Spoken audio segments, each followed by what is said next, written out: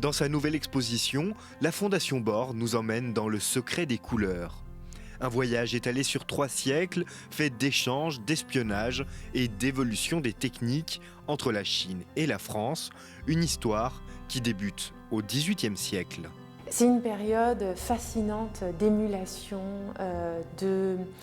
d'interaction aussi entre la Chine et l'Occident à travers ces figures que sont les jésuites et qui apportent avec eux des émaux peints sur cuivre que sont les émaux de Limoges. Et en fait, ces émaux vont véritablement fasciner l'empereur au point que celui-ci ouvre des ateliers d'émaillage au sein même de la cité interdite et qui vont devenir le centre des centres de création, des centres d'expérimentation uniques.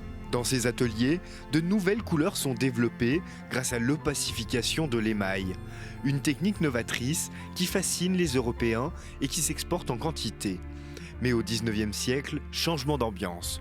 Les guerres de l'opium coupent les relations et en France, la manufacture de Sèvres tente de s'approprier le savoir chinois. Tout le XIXe siècle est marqué par différentes missions envoyées en Chine de manière à ce que soient rapportés des échantillons, des savoirs sur ces techniques.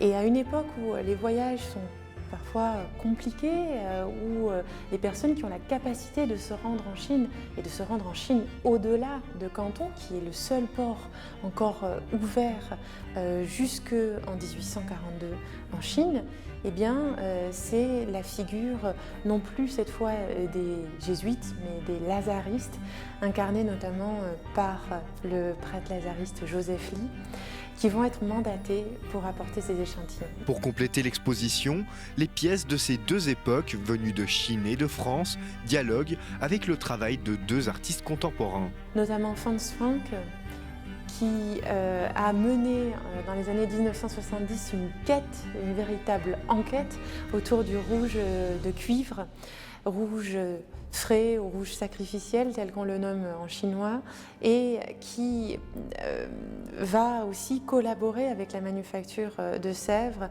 pour la mise au point d'un rouge uni. Une exposition qui nous en fait voir de toutes les couleurs et à découvrir à la Fondation Bord jusqu'au 12 février 2023.